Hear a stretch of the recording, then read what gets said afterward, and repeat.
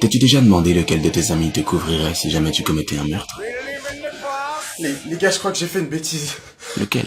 Celui qui a tendance à te lâcher à la première fille qu'il rencontre? T'inquiète, si t'as pas révisé, tu te mets à côté de moi pendant l'examen, moi je te pose toutes les réponses, je te couvre, frérot. Rockstar bitch. Franchement, je comprends rien. Pas de soucis, tu te mets à côté de moi, je te passerai toutes les réponses. Tu me remercieras plus tard. Bonne chance pour l'examen, gros. Ou alors celui qui compte chaque centime que tu lui dois?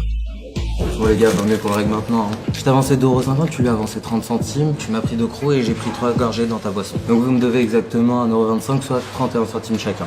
On se fait un virement? Ou peut-être celui qui triche et manipule au moindre jeu parce qu'omnibulé par la victoire.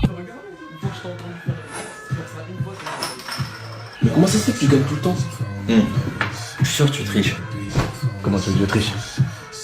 Prouvez-le. Shorty's killing, wildin' drunk. Lequel?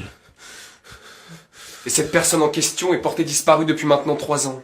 Et nous avons de fortes raisons de penser qu'elle a été assassinée par l'un de vous 4. Si c'est le cas, au vu de votre amitié apparente, il est certain que les 3 autres sont au courant, mais savent sûrement où est le corps. Alors qu'importe votre degré d'implication. Rockstar bitch, call me Elvis. J'en appelle à votre bon sens. MOB, she call me selfish. Soit vous dénoncez celui de vous 4 qui a commis le meurtre, Success got him jealous. soit l'inspecteur vous fera tomber avec lui. Et c'est moi, l'inspecteur. This the crazy shit in the club. Je me présente, je suis l'inspecteur principal chargé de cette affaire et voici Pierre, l'inspecteur adjoint. J'aime beaucoup ce genre d'affaires, mais malheureusement elles sont toutes extrêmement simples à régler. On commence par interroger le plus faible d'entre vous, on vous isole tous dans une pièce différente et vous vous dénoncez tous mutuellement en moins de 2 heures. Pierre, vous avez trouvé le plus faible? Toi, viens là.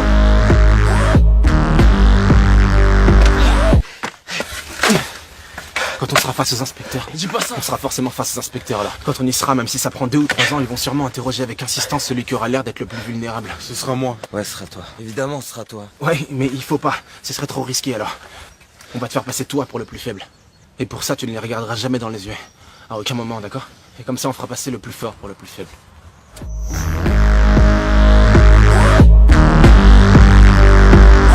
Attendez. Prenez plutôt celui-là. We can send this bitch up, it can't go down. We can send this bitch up, it can't go down. We can send this bitch up, it can't go down. We can send this bitch up, it can't go down. Vous connaissez sûrement le dilemme du prisonnier, vous? Non. Le dilemme du prisonnier? Non. Vous en êtes sûr? Le quoi? Le dilemme du prisonnier, c'est ce qu'ils vont nous faire. D'accord. Le principe est simple. Le principe est le suivant. Les joueurs sont tous isolés dans une pièce différente et je leur propose à chacun d'eux exactement le même accord. Si tu dénonces les autres et les autres ne te dénoncent pas, tu es libre. Et les autres écopent d'une peine maximale. Dans le cas contraire, si tu dénonces pas et qu'eux t'ont dénoncé, c'est eux qui sont libres. Et toi qui écopes d'une peine maximale. Et si vous vous dénoncez tous mutuellement, votre peine est allégée. Si tout le monde se dénonce, on a tous une peine allégée. C'est simple. Alors si j'ai bien compris, si on dénonce, on a soit une peine allégée, soit on est libre. Si on ne dénonce pas, on a soit une peine maximale parce que quelqu'un nous a dénoncé, soit on est libre parce que personne n'a parlé. Ah oui, vous en avez sûrement déduit qu'il vous suffit de ne pas vous dénoncer tous pour être libre, mais la raison pour laquelle le dilemme du prisonnier est infaillible, c'est le manque de communication. Les joueurs étant isolés et n'ayant aucun contact, aucun de vous ne peut être sûr que quelqu'un ne les a pas déjà dénoncés. Voilà mon hypothèse. Je pense que c'est Luc qui a commis le meurtre. Je pense que Mathieu a été le plus difficile à convaincre de maquiller le meurtre, mais que c'est vous qui en avez eu l'idée. Je pense que c'est Thomas qui a conduit la voiture et Mathieu a sûrement fourni des outils tels que des pelles peut-être. Vous avez sûrement enterré le corps dans une forêt en pleine nuit. Qu'est-ce que vous pensez de mes déductions?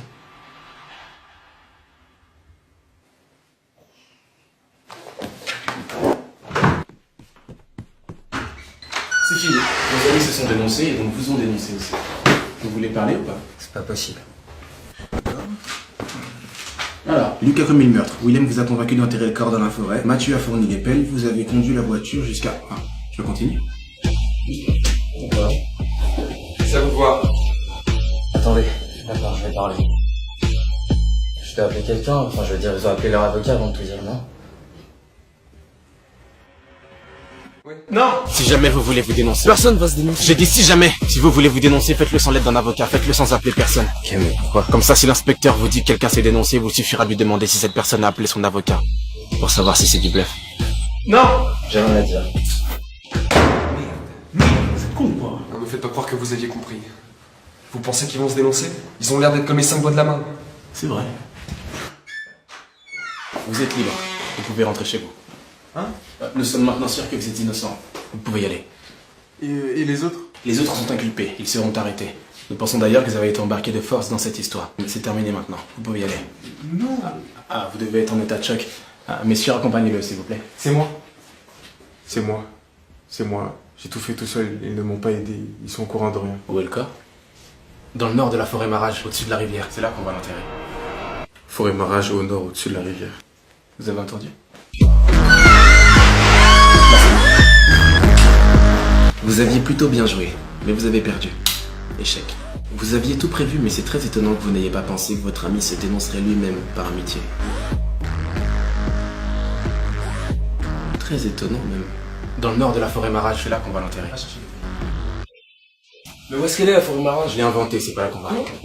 Il va forcément vouloir se dénoncer à un moment ou à un autre. Alors par précaution, il ne faut absolument pas qu'il connaisse l'adresse. S'il ne sait pas où est le corps, ses aveux ne vaudront rien. Vous vous foutez de nous! Cette fois, elle n'existe pas! Où est le corps? Rockstar bitch call me Elvis. Échec et I'm mat. obese, she call me selfish. Success got them jealous. Vous connaissez sûrement le dilemme du prisonnier, vous? Effectivement, le dilemme du prisonnier est infaillible. En absence totale de communication, ils finissent toujours par se dénoncer. C'est infaillible. À moins qu'on triche. Rockstar bitch call me Elvis. Aucun de vous ne peut être sûr que quelqu'un ne les a pas déjà dénoncés. Sauf si on a un système de communication, un signal qui nous assure que personne n'a parlé. Tattoos, how they break the news. It was real. Ça te dirait de rentrer dans la police? Last night my bitches came in twos, and they both suck like they came to lose. Dropped out first day of school, cause niggas got cocaine to move.